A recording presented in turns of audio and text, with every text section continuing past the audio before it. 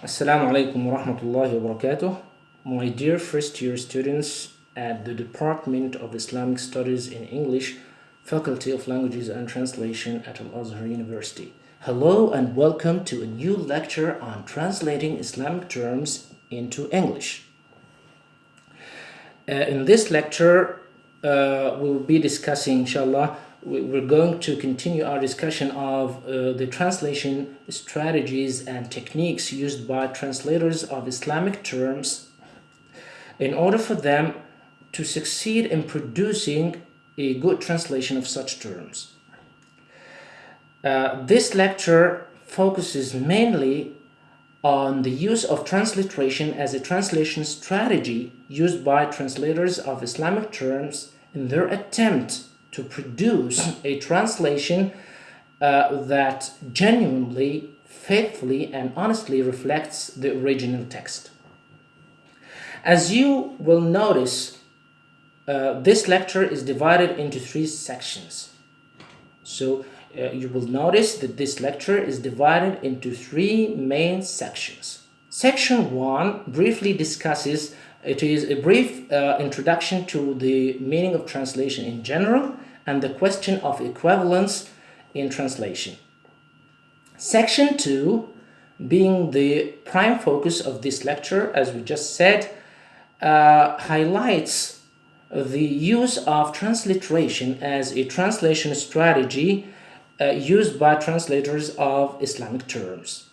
Section 3, which is the last part, the last section of this lecture, briefly discusses the advantages and disadvantages of using transliteration as a translation strategy. So let's start our discussion with section 1. What is translation? Generally speaking, translation simply means to transfer a message from one language to another.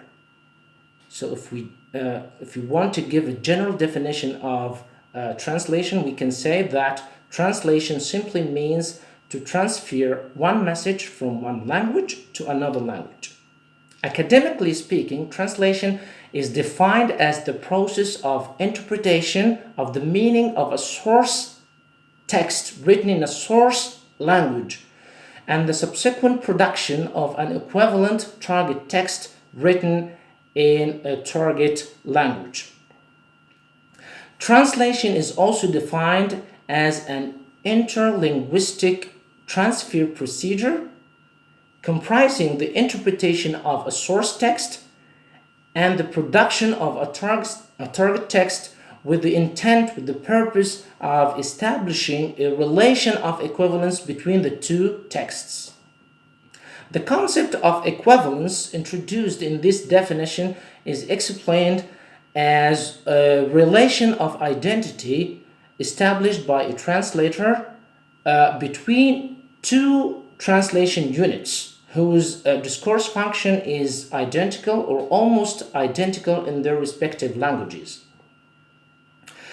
In his wonderful book entitled Language Engineering and Translation, Juan Carlos defines the concept of equivalence in translation as it is generally recognized that the relationship of a source and a target text is one of cognitive, pragmatic, and linguistic equivalencies. However, there are certain situation contexts, certain translation situations where there is no equivalence at word level between the source language and the target language, as explained by Mona Bakr in her book entitled In Other Words. Bakr refers mainly to the meaning of the lexical word, which may be thought of as the specific value which this word has within a particular linguistic system and the personality it acquires through usage within that particular linguistic system. Translation of Islamic terms is one of these occasions in which non-equivalence at word level may occur.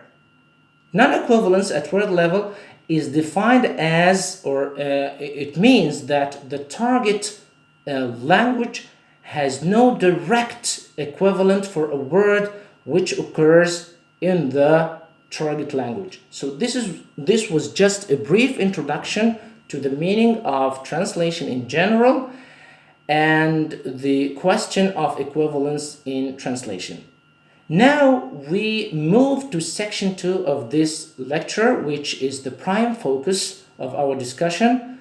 That is the use of transliteration as a strategy used by translators of Islamic terms.